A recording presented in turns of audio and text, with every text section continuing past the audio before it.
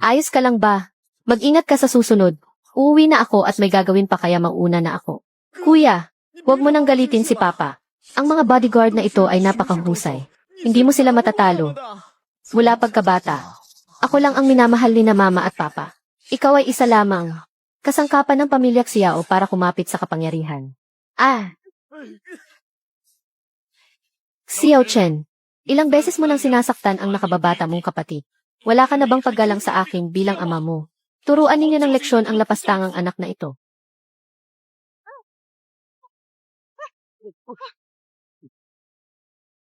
Mukhang kulang pa ang pagbugbog ko.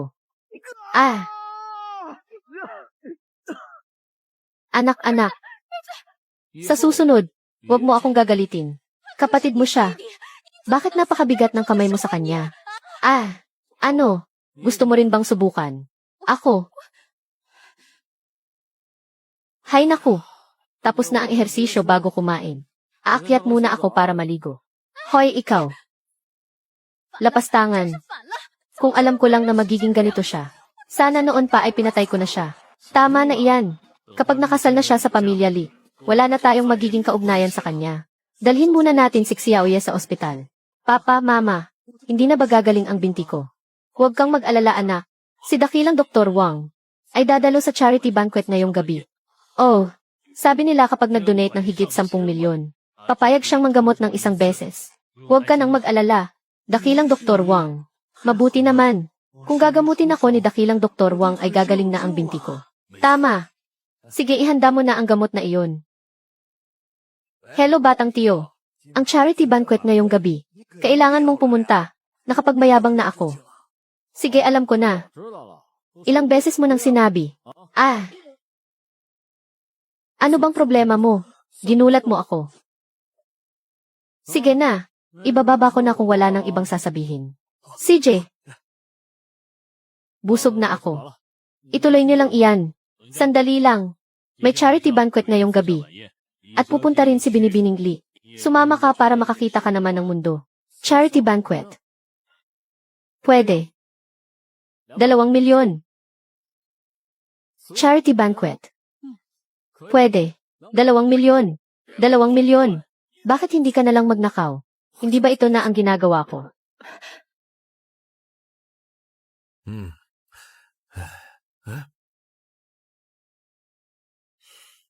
Ikinagagalak kong makilala ka dakilang Dr. Wang. Ikaw talagang bata ka. Ilang beses ko bang sasabihin na ang paggamot at pagliligtas ng tao ay tungkulin ko. Hindi mo kailangang gawin ito. Kung wala po kayo, baka namatay na ako noon. Ang utang na loob sa pagliligtas ng buhay ko ay hindi makakalimutan ni Kiki. Hay naku, ikaw talaga. Binibining Li. Hahanapin sana kita. Sasabihin ko sa iyo. Nandito na sa Jiang City ang batang tiyo ko. Ang galing niya sa panggagamot ay mas mahusay pa sa master ko. Kung papayag siyang tumulong, ang sakit mo ay gagaling ng tuluyan. Talaga ba dakilang Dr. Wang? Kung ganoon, nasaan ang batang tiyo mo? Nasaan siya ngayon? Pwede ko ba siyang bisitahin? Ito ay mukhang hindi pwede. Ang taong iyon kasi ay may kakaibang ugali. Hanggat hindi ako sigurado kung tutulong siya, hindi ko siya maipakikilala. Pero huwag kang mag-alala. Tutulungan talaga kita. Dahil malaki ang utang na loob ko sa pamilya Li. CJ, maraming salamat dakilang Dr. Wang. Sige, pumasok na kayo. Siya nga pala, ang batang tiyo ko ay baka paparating na. Titingnan ko muna. CJ.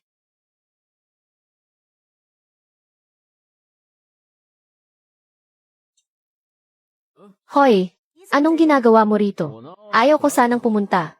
Pero hindi ko matanggihan. Ang taong nagbayad ng 2 milyon para papuntahin ako. Sino ba naman ang tatanggi sa pera? Oy, hindi ba ito si Senyorito Xiao? Anong klaseng bagong ayos iyan ngayon? Mukhang kakaiba. Ikaw, Binibining Li, pwede bang pangaralan mo ng maayos? Ang tauhan mo. Kailan pa naging ang mumurahing pamilya tulad ng Xiao? Naturuan ang heredera ng pamilya Li kung ano ang gagawin. Senyorito Qin, hindi ako nangangahas na utusan si Binibining Li. Ako ay Hong Xuang. Ang pamilya Li ay matagal nang ginigipit ng 3 malalaking pamilya at malapit nang maubos ang pondo nyo. Sa totoo lang, hindi mo kailangang akuin ang lahat. basta pumayag kang magpakasal sa akin. Ang pamilya Qin ay siguradong tutulungan ang pamilya Li na malampasan ang pagsubok. Pasensya na, may mapapangasawa na ako. Ikaw ba yung basurang laging nanggugulo sa asawa ko? Ungas, alam mo ba kung sino ang papa ko? Ang lakas ng loob mong kausapin ako ng ganyan. Maniwala kasi siguraduhin kong hindi mo na masisilayan ang araw bukas. Kung sino ang papa mo, itanong mo iyan sa mama mo. Bakit sa akin mo tinatanong? Halos magkasing edad lang tayo. Wala akong anak na kasing tanda mo. Ikaw, Xiao Chen, alam mo ba ang sinasabi mo? Lumuhod ka at humingi ng tawad kay Senyorito Qin ngayon din. Kung hindi, itatakwil kita sa pamilya Xiao. Ikaw, walang hiya ka Xiao Long. Ang pamilya Xiao ay nangahas na hiyain ako ng ganito. Hindi ba kayo natatakot sa ganti ng pamilya Qin? Senyorito Qin, maling akala lang iyon. Maling akala lang ang lahat. Xiao ang apelyido niya. Pero, hindi siya miyembro ng aming pamilya Xiao. Sino ba sa Jiang City ang hindi nakakaalam na kaming mag-asawa ay may iisang anak lang na si Xiao Ye? Sigurado ka ba? Sigurado ka ba? Siyempre, kung ilan ang anak ko, ako pa ba ang hindi makakaalam? Huwag kayong umarte sa harap ko. Akala niyo ba hindi ko alam ang tunay na pagkatao ng lokong ito? Pero, marunong naman akong makisama. Basta ngayon, ay lumuhod ka at humingi ng tawad. Pwede kong palampasin ito para sa pamilya Xiao. Grandmaster Realm. Silang dalawa ay nasa Grandmaster Realm pala. Grandmaster Realm. Xiao Chen, ano pang tinatayo-tayo mo dyan? Lumuhod ka at humingi ng tawad kay Senyorito Qin, bilis. Gusto mo bang ipahamak ang pamilya Xiao? Nak Xiao Chen, ako ang tunay mong ina. Gusto mo bang makita kaming dalawa na mamatay sa harap mo? Kuya, lumuhod ka na at humingi ng tawad kay Senyorito Qin. Kasalanan mo ito. Huwag mo kaming idamay. Nagkamali kayo ng taong nilapitan. Hindi naman ninyo ako anak. Isa pa, kung ilan ang naging anak ninyo. Hindi ba't alam ninyo? Matapang ka talaga. Tutal ayaw mo nang mabuhay. Pagbibigyan ko kayo. Tirahin siya.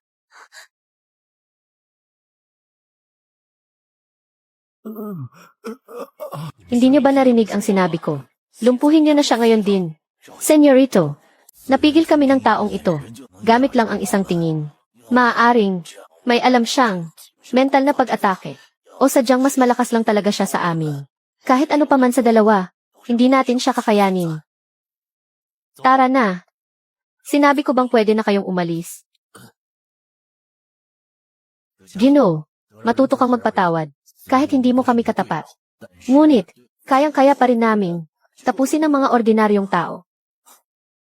Kung ganyan ang sasabihin mo, lalong hindi ko kayo pwedeng paalisin.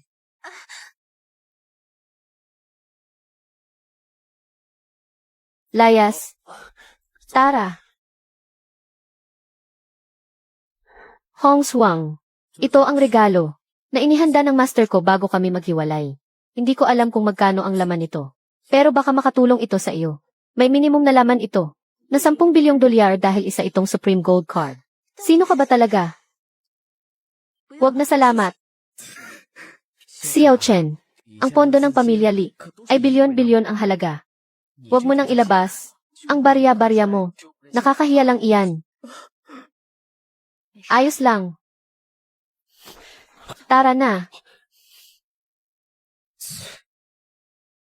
Hindi ka ba naniniwala sa akin? Hindi naman sa ganoon.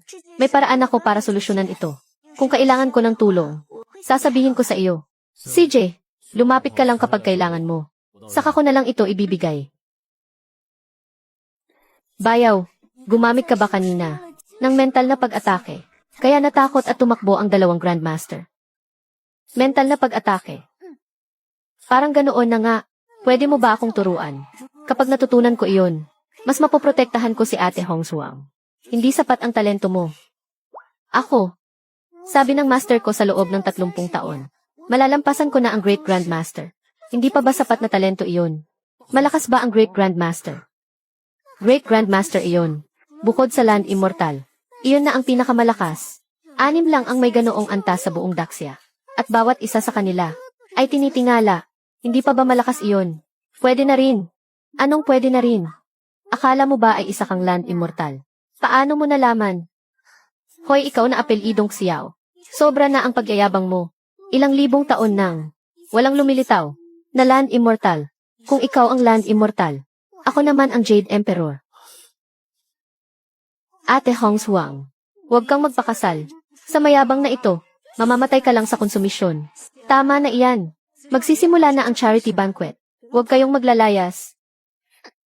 Nalaman niyo na ba kung saan nanggaling ang batang iyon? Boss, wala siya. Sa kahit anong malaking pamilya, malamang, isa lang siyang maswerteng ligaw na cultivator. Mabuti kung ganoon. Ayaw ko nang makita bukas. Nabuhay ang batang iyon. Maliwanag ba? Opo. Ako na ang bahala. Pero, hindi problema ang pera. Sige po. Tita, kailangan mong mag-ingat ngayon. Ang Qinfeng na iyon ay kilalang mapaghiganti at makitid ang utak. Siguradong guguluhin ka niya. Ayos lang. Wala naman akong pakialam sa kanya. Pasensya na kung nadamay ka pa ngayong araw. Pero huwag kang mag-alala. May ipapadala akong magbabantay sa iyo. Uy, dakilang Dr. Wang. Siya iyon. Siya ang nagsabing hindi ka magaling na doktor. Bata, ang lakas naman ng loob mo. Batang tiyo. Dakilang Dr. Wang. Ikaw, tinawag mo siyang batang tiyo. Batang tiyo, kailan ka pa dumating? Nandito lang ako. Kanina pa kita hinihintay sa pinto. Pero hindi ka naman dumating. Dakilang Dr. Wang. Hindi kaya. Nagkakamali ka lang. Sarili kong batang tiyo. Paano naman ako magkakamali? Bakit? Magkakilala kayo. Ako ang mapapangasawa niya. Mapapangasawa. Kung ganoon, kailangan, kitang tawaging tita. Ako. Dakilang Dr. Wang. Iniisip ko pa naman, kung saang lupalog galing ang manlolokong Dr. Wang na ito. Ni hindi mapagaling ang sakit ni Hongshuang. Lakas pa ng loob na tawaging dakilang doktor. Ikaw lang pala. Ang matandang iyon. Tawag lang iyon ng ibang tao. Hindi ko naman siniseryoso. Sinasabi ko sa iyo, sa ating templo ng Qinfeng, ikaw ang may pinakapangit na abilidad. Gamutin mo lang ang kaya mong gamutin. Huwag kang magmamarunong sa hindi mo kaya. Baka sa huli, masira mo pa ang pangalan ng templo ng Qinfeng. Naiintindihan mo ba? Huwag kang mag-alala. Hanggang ngayon naman, ay wala pa akong nakikitang sakit na hindi ko napapagaling. Ah, ganun ba? Eh ano yung sakit ng tita mo? Ito ay...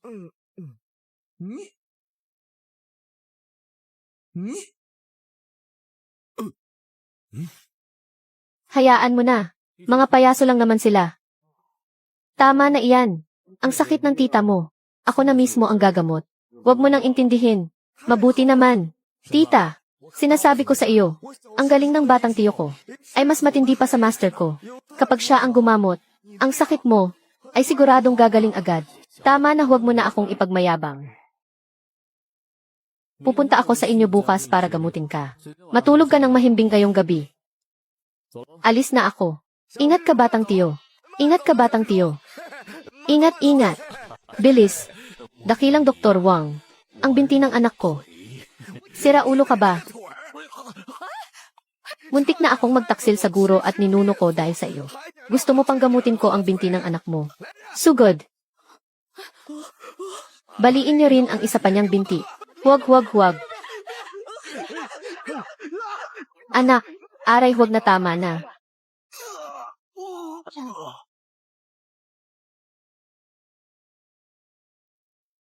Limang Grandmaster para patayin ako. Hindi ba parang minamaliit niyo naman ako masyado?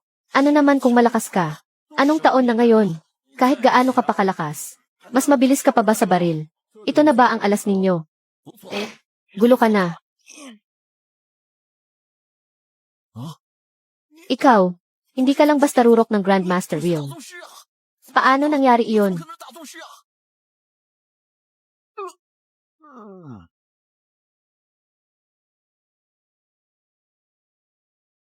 Simple lang ang lakas ng bagay na ito.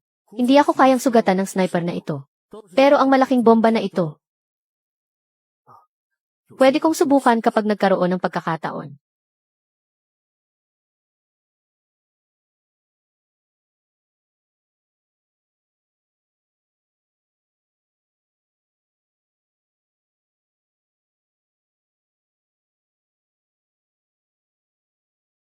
Hello Liang, kumusta? Pumanaw na ba si Xiao Chen? Bakit hindi ka tumingala para malaman mo? Sasagasaan kita ngayon. Tara, magdiwang na tayo dahil nakuha na natin ang pamilya Li. Yayaman na tayong lahat. Salamat sa ikalawang lolo ng pamilya Qin. Kung hindi kumilos ang ikalawang lolo, para harangin ang barko ng pamilya Li, hindi tayo ganoon kadaling mananalo sa kanila. Tama. Gagawin kong tubig na may alak ang saang ito. Para kay ikalawang lolo. Simula ngayon ang pamilya Lin ay susunod na sa pamilya Qin. Ako rin. Tama na iyan. Magkakakampi naman tayo. Huwag na kayong mahiya, maupo kayo. Opo. CJ. Papatulungan mo ako. Tulungan niyo ako. Papatulong. Xiao Feng. Ganyan ba kita pinalaki? Papa, mukhang ginalit ko ang isang tao. Hindi natin kakayanin. Hindi siya tinatabla ng baril. Baril. Pwede iyon sa mga ordinaryong tao. Pero para sa tunay na malakas, wala iyang pinagkaiba sa pamukpok lang. Kayo po ba ay, ito ang ikalawang lolo mo. Isa siyang Great Grandmaster. Great Grandmaster talaga. Lolokohin ba kita? Noong bata pa ang ikalawang lolo mo. Naniwala siyang malakas ang martial arts ng bansang isla. Kaya nakaaway niya ang lolo mo. Pumunta siya sa bansang isla para magsanay. Noong nakaraan lang, siya bumalik matapos maging Great Grandmaster. Malakas ang martial arts ng bansang isla. Hindi nakakatawa ang biro mong iyan. Nandyan na siya. Ikalawang lolo, tulungan niyo ako. Tulungan niyo ako, ikalawang lolo. Huwag kang mag-alala. Nandito ako. Walang makakasakit sa iyo kahit kaunti. Talaga ba?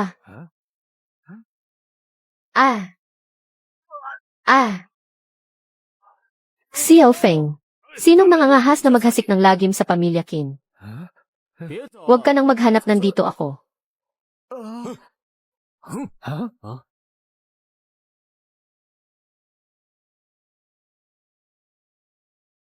Hindi ko man lang napansin kung kailan siya dumating. Mukhang hindi siya mas mahina sa akin. Kapag nandito silang dalawa, hindi ko mabubuhos ang lakas ko. Paalisin ko muna siya. Saka ako gagawa ng paraan para patayin siya. Bata, inaamin kong may ibubuga ka. Pero sa harap ko, ay wala ka pa. Umalis ka na ngayon. At bubuhayin pa kita. Bubuhayin mo ako. Karapat-dapat ka ba? Huling yugto ng Grandmaster Realm. Paanong nangyari iyon? Kailangan ko siyang patayin dito. Kung hindi kapag lumakas pa siya, ay magiging malaking banta siya sa bansang isla. Bata, alam kong hindi madali ang cultivation mo. Pagbibigyan sana kita. Pero ngayon, hindi na kita pwedeng buhayin. Bubuhayin mo ako. Ikaw lang. Kayang-kaya kitang patayin ng mag-isa. God Concealment.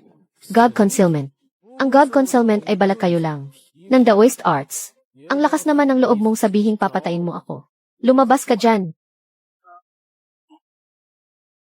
Sino ka ba talaga? Sino ako? Hindi ba sinabi na sa iyo? Nang mabuti mong apo. Gusto pa nga niya akong patayin kanina. Ginoo, baka may hindi lang tayo pagkakaunawaan. Pwede kitang bayaran. Babayaran mo ako. Anong maibibigay mo sa akin? Pera. Pwede kitang bigyan ng maraming pera. 1,000, hindi. 100,000,000 pwede na ba? Mukha ba akong nagkukulang sa pera? Mukha ba akong nagkukulang sa pera? Bibigyan kita ng Millennium Blood Ginseng para tapusin ang isyong ito. Ang Millennium Blood Ginseng ay napakaganda para sa mga cultivator. Malaki ang pakinabang nito. Nakakapagpalakas ito ng enerhiya. At nakakahaba ng buhay. Ayos ba? Millennium Blood Ginseng. Hindi ko akalain na ang matandang ito ay mayroon pala nito.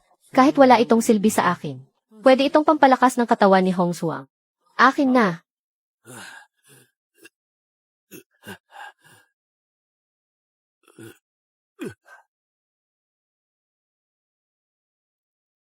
Pwede na. Kung ganoon, ang issue ni Qin Feng ay kalimutan na natin. Ngayon, pag-usapan naman natin ang kabayaran sa pag-atake mo sa akin. Hindi naman mataas ang hinihiling ko. Katulad lang din ng Millennium Blood Ginseng. Ang katumbas noon. Ikaw, bakit? May angal ka. Payag ako. Pero wala akong ganoong gamot na himala. Pwede mo ba akong bigyan ng oras? Siyempre naman. Ang cultivation ko. Anong ginawa mo sa akin? Wala naman. Selyado lang ang cultivation mo.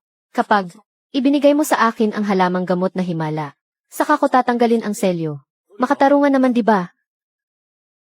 Makatarungan. Sige na. Tutal wala na tayong pag-usapan. Mauuna na ako. Siya nga pala. Kayong tatlong pamilya na nanggigipit sa pamilya Lee. Ito ay ititigil ko na ang panggigipit sa pamilya Lee ngayon din.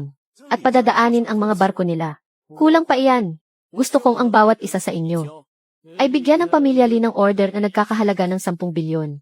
Mukhang mahihirapan ako dyan. Nakikipagnegosasyon ba ako sa iyo?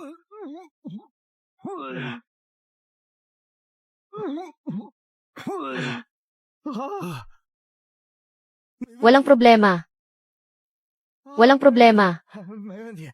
Walang kahit anong problema.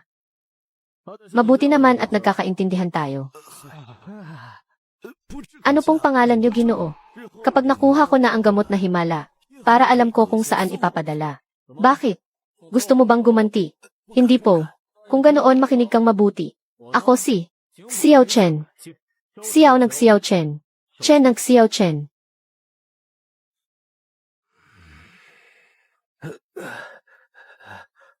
Ikalawang tito. Pinaalis mo na lang siya ng ganoon. Bakit gusto mo ba siyang pabalikin? Ayoko nga. Huwag kang mag-alala. Hindi na siya magtatagal.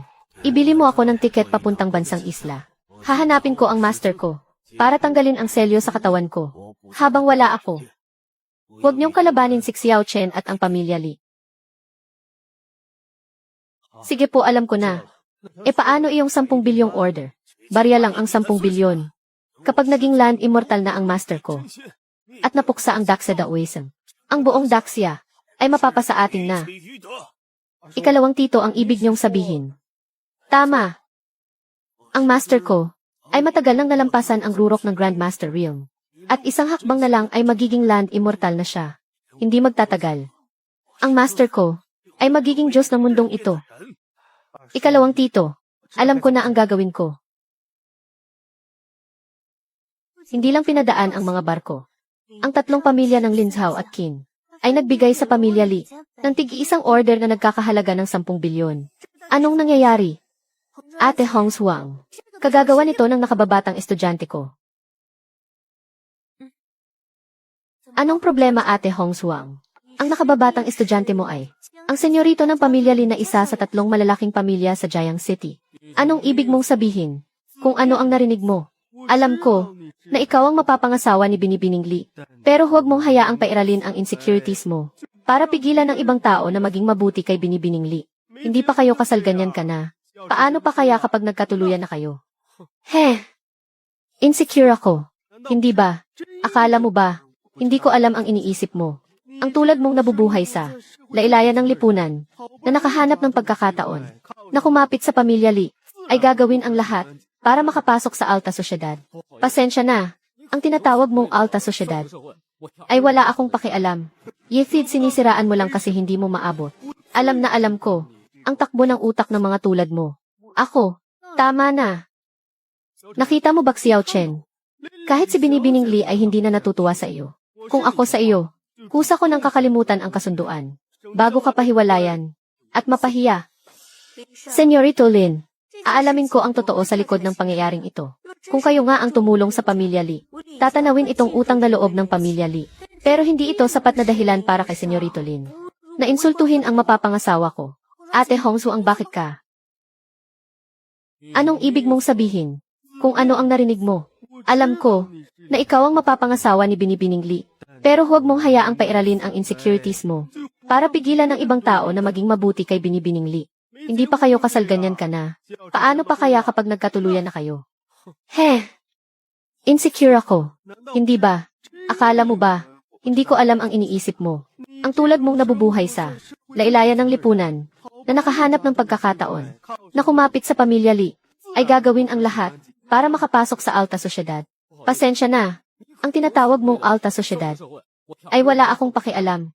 Yefid, sinisiraan mo lang kasi hindi mo maabot.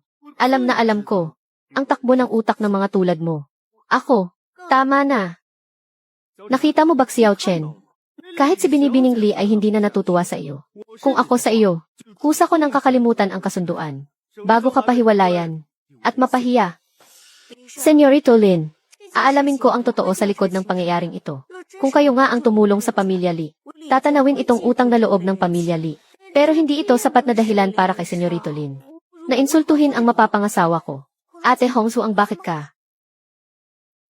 Kiki kahit bodyguard kita.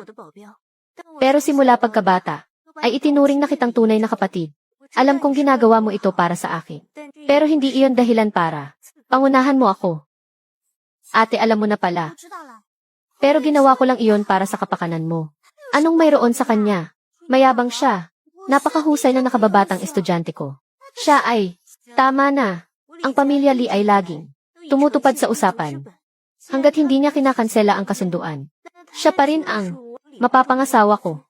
At siya rin ang bayaw mo. Ayaw kong sa susunod ay mangyari ulit ito. Naiintindihan mo ba? Opo, naintindihan ko na. Teka Li Hongsuang, anong ibig mong sabihin? Akala mo ba pumanaw na pumanaw ako sa iyo? Kung hindi dahil sa pagpapakasal sa iyo. Ang paraan para makuha ang yaman ng pamilya Li. Papatulan ba kita mamatayin ka naman? Alam ko, ang maitim na balak mo. Kung ang pamilya Lin, ang totoong tumulong sa pamilya Li, at nangailangan ng tulong ang pamilya Lin sa hinaharap, tutulungan kayo ng pamilya Li. Pero kung tungkol sa iba, wag na nating pag-usapan. Magaling. Sana hindi kayo magsisi. Akong si Li Hongsuang ay hindi nagsisisi sa mga desisyon ko. Magaling, napakagaling. Nakababatang estudyante, baka may hindi lang pagkakaunawaan. Huwag kang magalit kay Ate Hongsuang. Umalis ka nga dyan. Sinong nakababatang estudyante mo? Kung hindi dahil kay Li Hongsuang. Kilala ba kita? Sinasabi ko sa inyo, hindi pa tayo tapos. Lumuhod ka. Lumuhod ka. Huwag kang gagawa ng masama. Ako ang nag-iisang tagapagmana ng pamilya Lin. Walang nangangahas na kalabanin ako dito.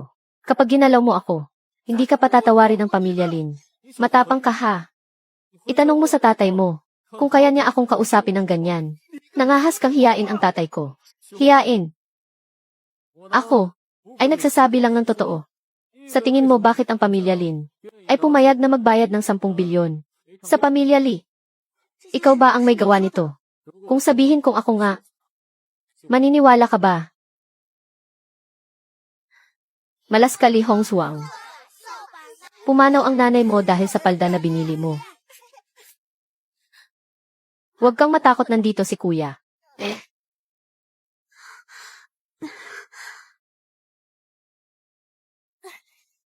Ate Hongsu, ang sumasakit na naman ba ang ulo mo?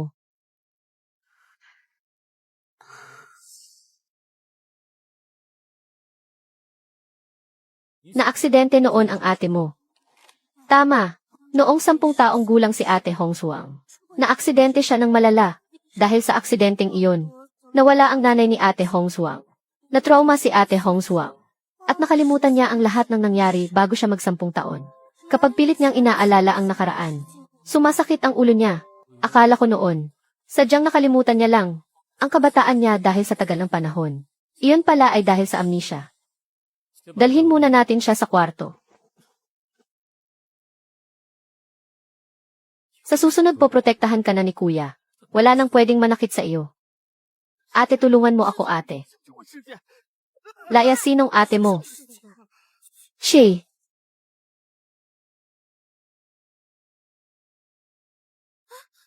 Anong ginagawa mo? Itigil mo iyan. Ikaw na lang kaya. Hindi ako marunong mag-acupuncture. Kung ganoon, tumahimik ka.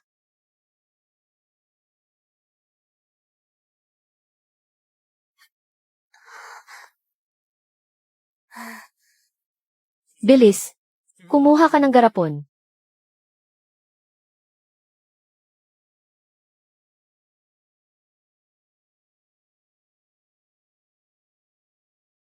Ano ito? Bakit may ganito sa katawan ni Ate Hongsuang? Narinig mo na ba ang gu? Gu? Yung parang napapanood sa pelikula. Mas malala pa ito kaysa doon. Kapag nagising na si Hongsuang, painumin mo siya ng gamot na himala na dala ko. CJ, saan ka pupunta? Pupuntahan ko ang mga taong may masasamang balak. At pagbabayarin ko sila. Master Jaya, ang pamangkin kong si Li Hongzhuang. Bakit hanggang ngayon ay buhay pa? Magdadalawang taon na. Dati. Sabi mo kailangang ligtas. At walang makakaalam. Kaya nilagyan ko siya ng heart-eating view. Tapos ngayon nagrereklamo kang mabagal. Hindi naman sa ganoon. Parang ang tagal lang kasi. Isa pa. Noong tapusin natin ang kapatid ko. Hindi naman ganoon katagal. Ang bayad na 10,000 para sa isang buhay. At ang bayad na 1,000,000 ay magkaiba. Master Jaya, pwede bang pabilisin mo? Mas maganda kung sa loob ng ilang araw. Ay gulo na siya. Dagdagan mo ang bayad.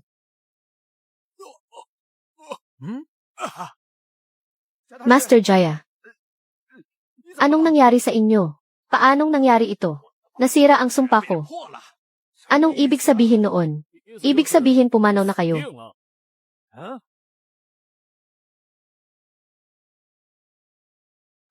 Ikaw ba ang sumira sa tekniki ko? Ang tinutukoy mo ba ay ito?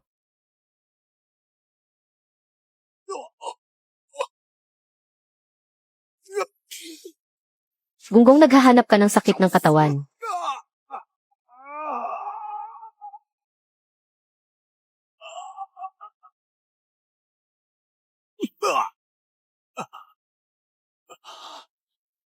Ang lakas ng loob mong pagplanuhan ang babae ko. Naisip mo na ba kung paano ka mamamatay? Hindi mo ako pwedeng patayin. Ang guro ko ay si Grandmaster Yamamoto Ichiki ng Bansang Isla. Kapag tapusin mo ako, hindi kanya palalampasin. Taga-Bansang Isla. Taga-Bansang Isla ako. Ano, natatakot ka na ba? Ano ang relasyon mo kay Kinseong? Kilala mo ang junior brother ko. Hindi lang kami magkakilala. Napakaganda pa ng relasyon namin. Kaibigan pala ng junior brother ko. Nagkabanggaan lang pala ang magkakampi. Hindi nagkakilala ang magkapamilya. Sinong kapamilya mo? Papatayin mo ako. Hindi ka ba natatakot sa guro ko? Kay Lord Yamamoto Ichiki. Na ipaghiganti ako. Ihintayin ko siya rito.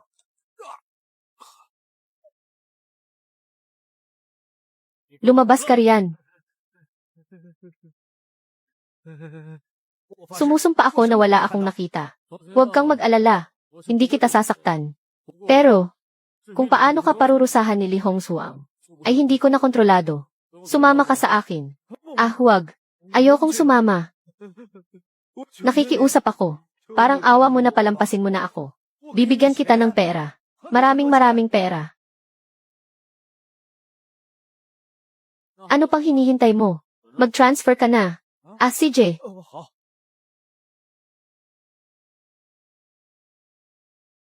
Guro, ipaghiganti niyo po ako.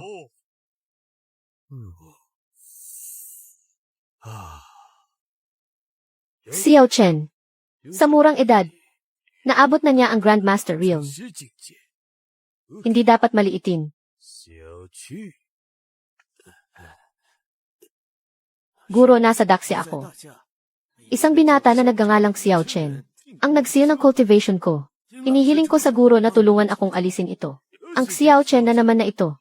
Kilala ng guro ang taong ito. Tapusin ng taong ito si Kuya Jia mo. Paano nangyari iyon? Kahit Master Realm lang si Kuya Jia. Ang galing niya sa Gu Arts ay mula sa turo ng guro. Paano? Napakataas ng talento ng batang ito. Hindi siya dapat bigyan ng oras na lumakas. Sasama ang guro sa iyo sa Daxia. Siya nga pala. Ihanap mo ako sa Daxia. Ng 100 berhen na hindi pa nagagalaw. Gagamitin ito ng guro sa pagtaas ng antas.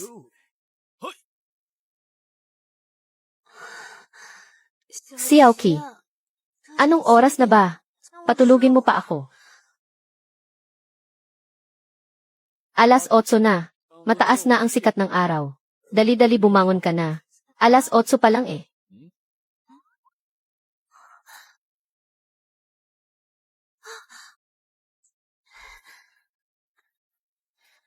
Ikaw, bakit ka nandito? Naglakad ako papasok. Ang tinatanong ko ay kung bakit ka nandito. Hay nako, hindi na iyan mahalaga. Halika, isuot mo na ang damit mo. Ang salarin na nanakit sa iyo ay nasa ibaba na ngayon. Salarin? Sinong salarin? Malalaman mo rin kapag bumaba ka. Hindi ka ba dapat umiwas muna? Ang ibig kong sabihin ay lumabas ka muna. Ah, CJ.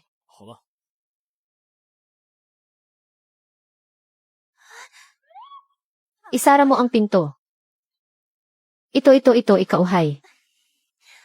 Ang ibig kong sabihin ay, ngayon, mas kalmado na ba ang pakiramdam mo?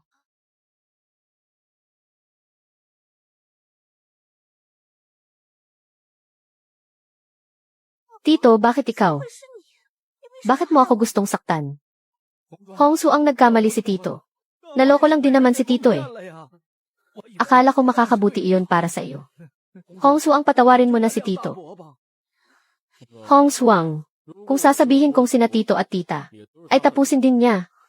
Papatawarin mo pa ba siya? Totoo ba ang sinasabi mo? Nilason niya si Tito. At ang aksidente niyo ni Tita ay kagagawan lahat ng kamay niya. Hindi lang niya inasahan na hindi ka pumanaw sa aksidenteng iyon. Kaya siya naghanap ng tao na maglalagay ng sumpa sa iyo. Pinlano niyang mamatay ka nang walang nakakaalam. Totoo ba ang sinasabi niya? Wala akong hindi ako.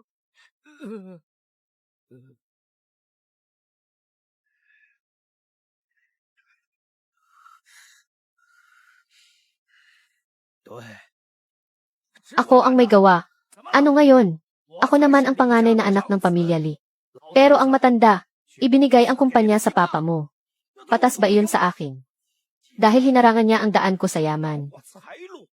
Pinadala ko siya sa hukay. Anong problema doon? Ang papa ko. Kapatid mo siya sa tubig na pula.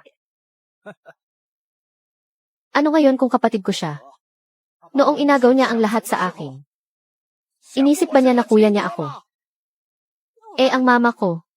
Wala siyang ginawang masama sa iyo ah. Huwag mong banggitin ang nanay mo sa harapan ko. Mas ginusto pa ng matanda na ibigay ang kumpanya sa kanya na isang tagalabas kaysa ibigay sa akin. Siguradong na brainwash niya ang matanda. Sabihin mo, hindi ko ba siya dapat patayin?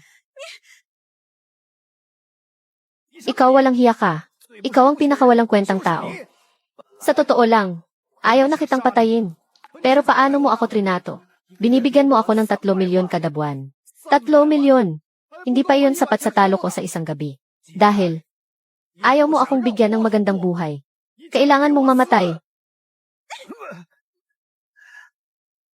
Ang lakas ng loob mong saktan ako. Ikaw ang sinasaktan ko. Bakit hindi ibinigay ni Lolo ang kumpanya sa iyo?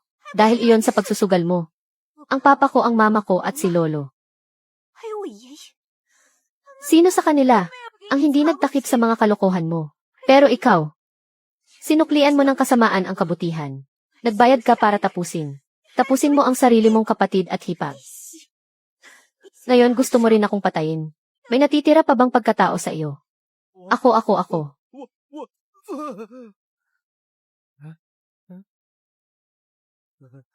Hongswang, anong nangyari sa akin kanina? Wala naman. Maliit na tekniki ko lang iyon. Para sabihin ng tao ang nasa loob niya. Ano, ayos ba ang pakiramdam? Bakit?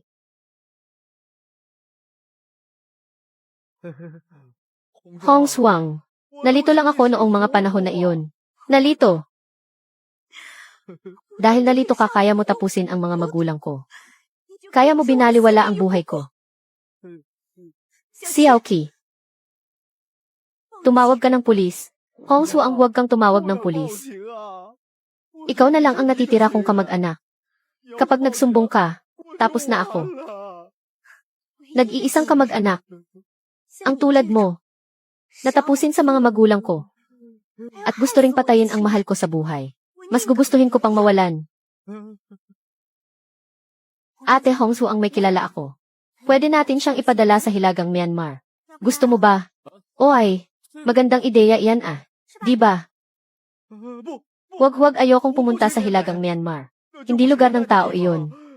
Hongsu, ang nagkamali na ako. Ibigay mo na lang ako. Sa mga pulis. Sige, gawin mo na. Hello, mamang pulis ba ito? Salamat kung hindi dahil sa iyo. Hanggang ngayon ay niloloko pa rin niya ako. Magiging magkapamilya na tayo. Bakit nagkakamabutihan pa tayo? Nakapagdesisyon ka na ba? Dala mo ba ang bi mo? Xiao Chen, sa akin ka na ba titira simula ngayon o? Siyempre sa iyo ako titira. Pero, kailangan ko munang bumalik para magligpit ng gamit. Ihahatid na kita. Wag na. May gagawin ka pa sa kumpanya, di ba? Mauna na kayo. Magtataksi na lang ako pa uwi.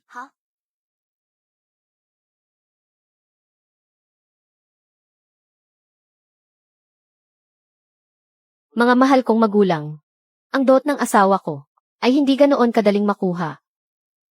Maligayang kaarawan sa iyo. Maligayang kaarawan sa iyo.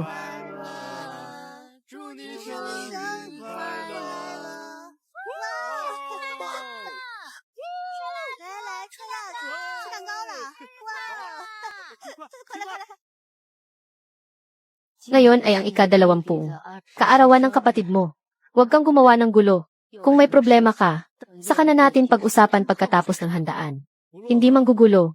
Pwede. Sabihin mo kung kailan ang birthday ko. Ang birthday mo. Matagal nang lumipas, di ba? Sino ba ito? Anong nangyayari? Naalala mo pa ba kung bakit mo inampon si Xiaoye?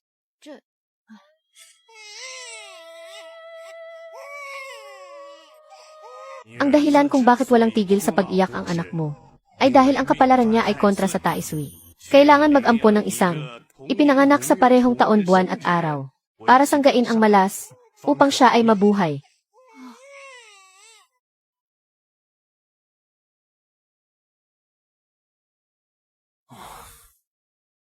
Naalala ko na. Hindi ko maalala kung kailan ang birthday mo. Sinalo ni Xiaoye ang malas para sa iyo. Kaya ka na buhay. Posible kaya na si Xiaoye ay anak ng manghulang iyon at sinabi lang iyon ng tatay niya para maging madali sa kanya na makapasok sa pamilya Xiao. Sinabi sa akin ng guro na bata pa lang ako ay pinalitan na ni Xiaoye ang kapalaran ko. Kung hindi ako nakapasok sa templo ng King Feng, hindi man lang ako abot ng 8 taong gulang. Pero nagdiriwang kayo para sa isang tao na muntik nang tapusin sa sarili niyong anak. Nakakatawa. Nagsisinungaling ka. Ang manghulang iyon ay kilala bilang kalahating immortal sa lugar na ito. Kaya naman niyang buhayin ang anak niya. Bakit niya ipapaalaga sa iba? Sinong magulang ang gagawa ng ganoong bagay? Kayo. Hindi ba ginawa niyo rin iyon? Ito. Magkaiba iyon. Saan nagkaiba? Sabihin mo. Ano na? Wala kang masabi. Hayaan mo na. Ayoko ring makipagtalo tungkol dito ngayong araw. May itatanong ako ulit. Ang kalahating immortal na iyon noon. Kumusta ang buhay niya? Mahirap lang. Bakit mo tinatanong iyan? Sobrang hirap, di ba? Ngayon, isa na siyang dakilang immortal. Siyempre maginhawa na ang buhay niya. Teka, ano ba talaga ang gusto mong sabihin? Kung sasabihin kong, pinalitan nilang mag-ama ang kapalaran ko, at ang pamilya Xiao, ay ginamit din nila. Hiniram ang malaking swerte. Kung hindi, ang pamilya Xiao sana ang naging pinakamayaman sa Jiang City. Maniniwala ka ba? Xiao Chen, birthday party ngayon. Nick Xiaoye, kung magsasalita ka pa ng kalokohan, lumayas ka na rito. Hayaan mo na. Gaya ng inaasahan. Kapag kinakausap kayo ng maayos, hindi kayo makikinig. Teka. Alam ko na inagaw ko ang buhay mo. Pero pwede bang? Paano mo nagawang manakit ng tao? Gunggong na bata. Ang lakas ng loob mo. Paano mo nagawa? Dahil gustong-gusto nyo ang ampon yung anak. Mabuti pang pirmahan nyo ang kasulatan ng pagtatakwil na ito. Simula ngayon, kanya-kanya na tayo ng landas. Wala nang pakialaman. Hindi na tayo magkikita hanggang gulo. Anong nangyayari? Hindi ba sinabi ni Xiaoye na sa pamilya Xiao, siya lang ang nag-iisang anak na lalaki? Narinig ko sa taong ito na ampon lang pala si Xiaoye. Impossible iyon. Mayroon bang tao na mas mahal ang ampon at binabaliwala Ang tunay na anak.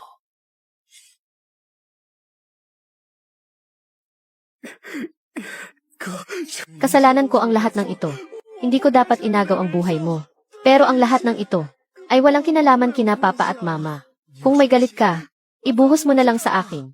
Sige ba? Dahil napaka mabuti mong anak. Sinabi mo iyan ah. Kailangan kong pagbigyan ang hiling mo. Xiao Chen, alam mo ba ang ginagawa mo? Gusto mo bang maging malungkot ang lahat bago ka masiyahan? Ngayon mo lang nalaman. Hindi ba? Dahil pareho naman nating ayaw makita ang isa't isa. Bakit hindi na lang natin pirmahan ang kasulatan ng pagtatakwil? Putulin na natin ang ugnayan sa isa't isa. Pero tunay na anak ka ni na papa at mama.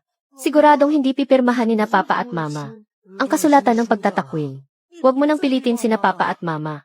Ako na lang ang aalis. Huwag kang umalis. Ang dapat umalis ay siya. Xiao Chen, hindi ba gusto mong putulin ang ugnayan? Pagbibigyan kita, titingnan ko kung paano ka mabubuhay kapag wala ka na sa pamilya Xiao. Teka, papa, hindi ito pwedeng pirmahan. Tumabi ka. Pero,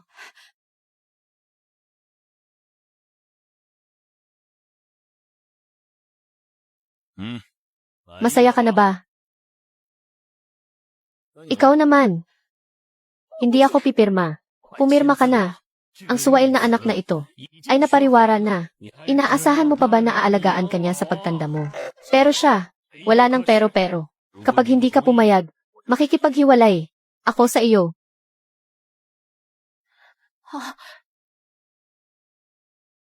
Pipirma na ako.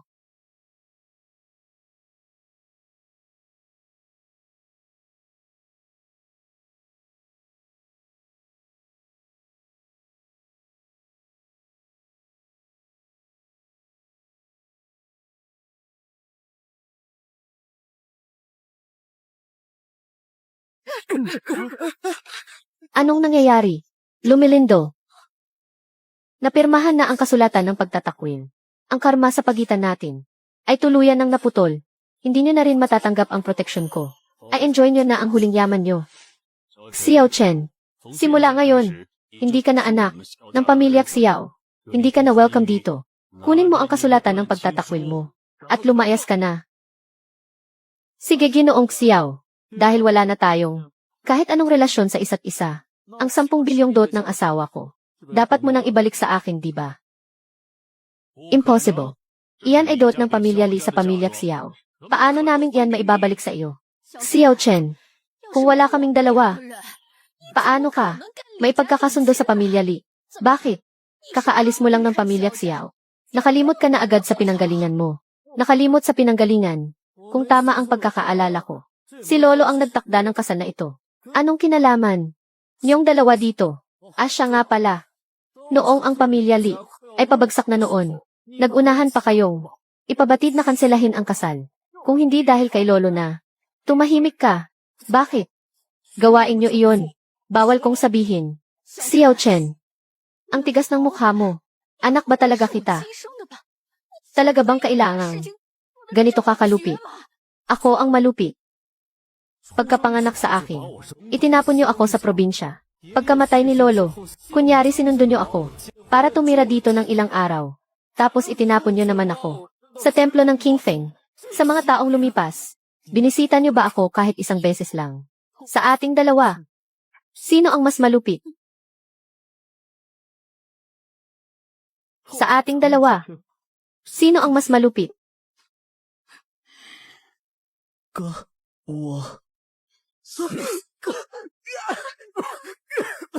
Ayaw niyo naman sigurong ang pinakamamahal niyong ampon ay mamatay sa harapan niyo, di ba? Xiao Chen, alam mo ba kung anong ginagawa mo? Pakawalan mo si Xiao Ye. Kung hindi magpapatawag ako ng pulis para hulihin ka. Xiao Chen, wala kang modo. Sinasabi ko sa iyo, kapag may nangyaring masama kay Xiao Ye, hindi kita mapapatawad. Dumadakdak pa kayo dyan ang pinakamamahal niyong anak. Ay mamamatay na sa kamay ko. Huwag. Papa, mama, tulong. Sige, CJ. Ang dot ni Li Hongzhuang. Ibabalik ko na sa iyo. Pulis baka mo. Pero napakalaki ng 10 bilyon. Kailangan ko ng oras. Bitawan mo muna si Xiaoye. Kapag may nangyari sa kanyang masama, hindi kita mapapatawad.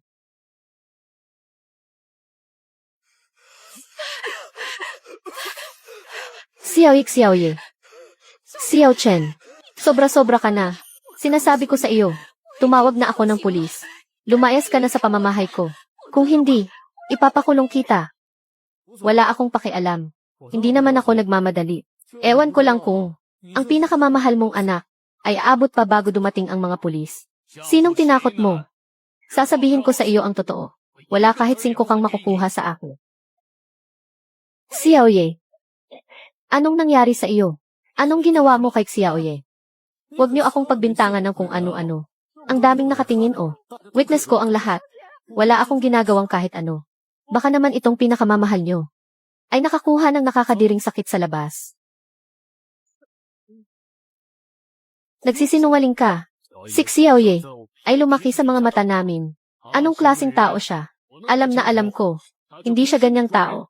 Ibig sabihin bulag kayo. Sinong matinong tao ang magiging ganito kahina? Kung ayaw niyong maniwala, tanungin niyo. Iyong babaeng kaklase niya roon. Ikaw, nagkakamali ka. Wala kaming ginagawang masama. Wala kaming relasyon.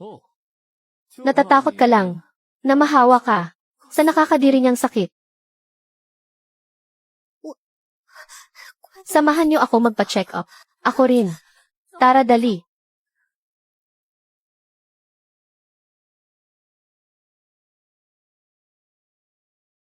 Tingnan niyo.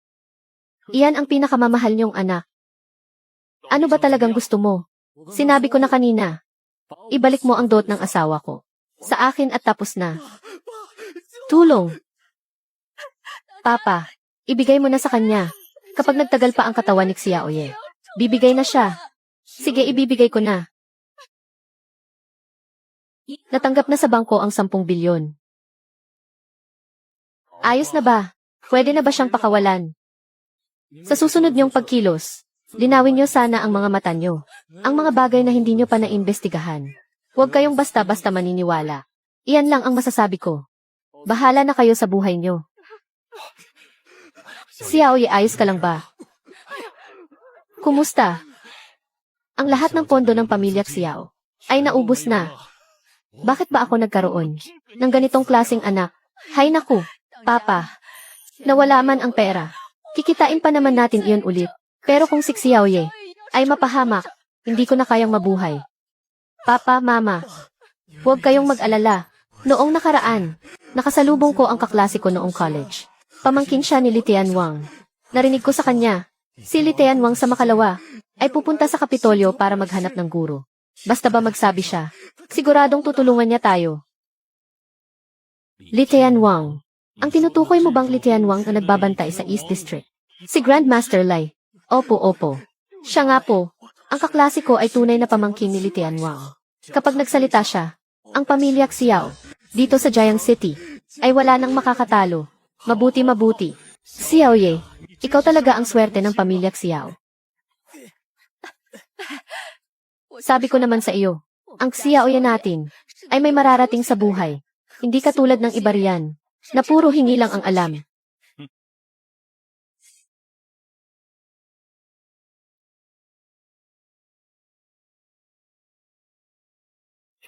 Little Lee, masyado kang busy.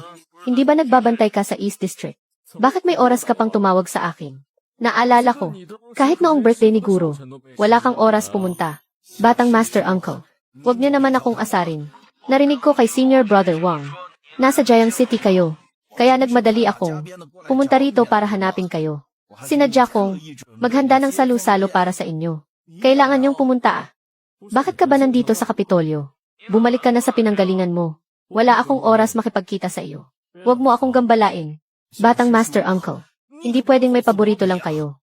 Sabi ni Senior Brother Wang, tinuruan niyo raw siya ng panggagamot. Dapat turuan niyo rin ako. Kailan ko tinuruan? Ang matandang Wang na iyon. Ba't hindi ko alam? Bahala na. Basta nandito na ako.